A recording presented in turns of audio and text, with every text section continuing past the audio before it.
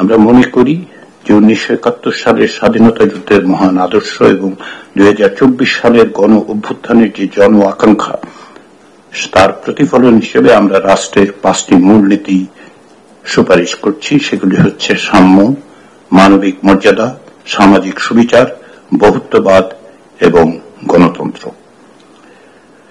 আমরা সংবিধান সংশোধনের ক্ষেত্রে গণভোটের পুনরুদ্ধার বা পুনঃপ্রতিষ্ঠার কথা বলেছি। আমরা দ্বিকক্ষ বিশিষ্ট পার্লামেন্ট চালু করার জন্য সুপারিশ করেছি।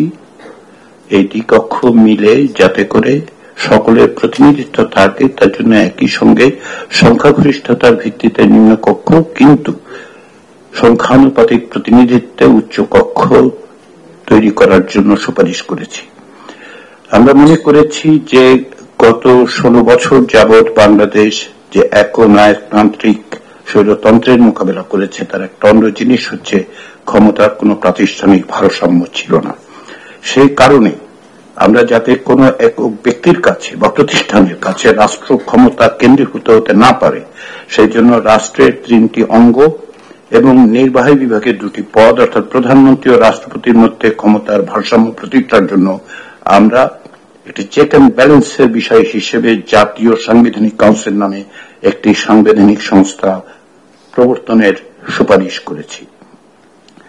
সেখানে থাকবেন রাষ্ট্রপতি, থাকবেন প্রধান বিচারপতি, সংসদের মাধ্যমে যিনি প্রধানমন্ত্রী হিসেবে নির্বাচিত হবেন এবং বিরোধী দলের নেতা বা নেত্রী হিসেবে নির্বাচিত হবেন। 2 কক্ষের স্পিকাররা থাকবেন, ডেপুটি স্পিকাররা থাকবেন, যেহেতু ডেপুটি স্পিকাররা বিরোধী দল থেকে আসবেন, এবং একজন থাকবেন যিনি অন্যান্য দলগুলোর প্রতিনিধিত্ব করবেন। আমরা মনে করি যে সাংবিধানিক প্রতিষ্ঠানের যেই এই ধারা, এই প্রতিষ্ঠান সাংবিধানিক প্রতিষ্ঠানের ক্ষেত্রে নিয়োগ প্রক্রিয়াকে স্বচ্ছ করতে পারবে, জবাবদিহিমূলক করতে পারবে। এটা প্রায় সুস্পষ্ট যে প্রধানমন্ত্রী পদের একচ্ছত্র ক্ষমতা হ্রাস করা জরুরি, এবং যাতে করে তিনি একক ইচ্ছায় নির্বাচন কমিশন সহ অন্যান্য সাংবিধানিক প্রতিষ্ঠান এবং সশস্ত্র বাহিনীর প্রধানদের নিয়োগ দিতে না পারেন, সেজন্য আমরা এগুলো জাতীয় সাংবিধানিক কাউন্সিলের কাছে অর্পণ করার সুপারিশ করেছি। আমরা মনে করি যে প্রধানমন্ত্রী সংসদে অনাস্থা ভোটের মুখোমুখি হওয়া দরকার, সেই ব্যবস্থা করা দরকার। সে কারণে আমরা 70 অনুচ্ছেদ দ্বারা যাতে করে প্রধানমন্ত্রী কেবলমাত্র সুরক্ষিত না হন, সেই জন্য আমরা তার কিছু সংস্কারের প্রস্তাব করেছি। আমরা মনে করি যে বাংলাদেশকে যেভাবে গণপ্রজাতন্ত্রী বাংলাদেশ বলা হয়, তার মধ্যে আসলে যে প্রজাতন্ত্রের কথা হয় সেটা আমরা দ্বিমত পোষণ করেছি। আমরা বলছি বাংলাদেশ পরিচিত হওয়া উচিত জনগণতান্ত্রিক বাংলাদেশ হিসেবে। আমরা অন্তর্বর্তী সরকারের সুস্পষ্ট কাঠামোর পরামর্শ দিয়েছি এবং সেক্ষেত্রে আমরা মনে করি যে অন্তর্বর্তী সরকারের প্রধানের উপদেষ্টা বাছাইয়ের দায়িত্বভার কোন ব্যক্তি বা কোন একক প্রতিষ্ঠানের উপর থাকা ঠিক নয়। সে কারণে আমরা জাতীয় সাংবিধানিক কাউন্সিলের কাছে এই বাছাই প্রক্রিয়ার অর্পণ করেছি, তার সুপারিশ করেছি। আমরা আশা করছি সেটা সম্ভব হবে।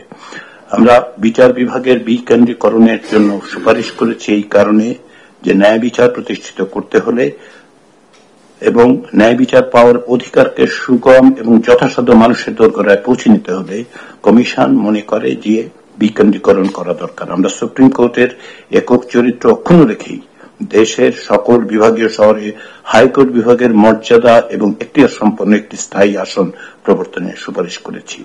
আমরা মনে করি, এবং আমাদের কমিশনই শুধু নয়, আমরা যাদের সাথে অংশীজনদের সাথে কথা বলেছি তারা সকলেই প্রায় যেটা জোর দিয়ে বলেছেন সেটা হচ্ছে শক্তিশালীভাবে স্থানীয় সরকার ব্যবস্থা প্রতিষ্ঠা করা।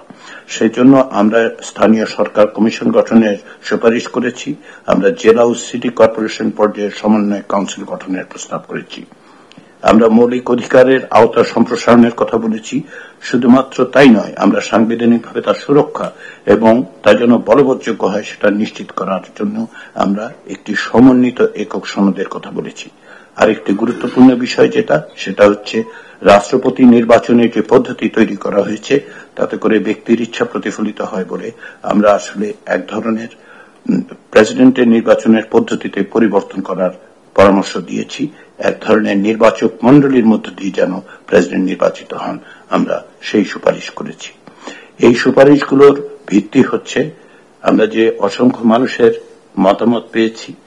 আমি কমিশনের পক্ষ থেকে এটা বলতে পারি যে আমাদের ব্যাপারে যে আস্থা কমিশনের ব্যাপারে প্রকাশ করা হয়েছে তার সবচেয়ে বড় প্রমাণ হচ্ছে যে প্রত্যেক সমাজের প্রত্যেকটি অংশ আমাদের আবেদনে সাড়া দিয়েছেন, এসেছেন, কথা বলেছেন, ওয়েবসাইটের মাধ্যমে কথা বলেছেন।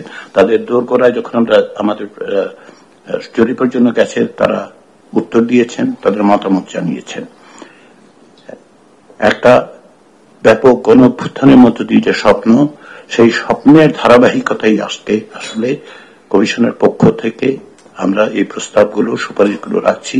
আমরা আশা করছি বাংলাদেশের রাজনৈতিক দলগুলো এক ধরনের ঐকমত্যে পৌঁছতে পারবেন।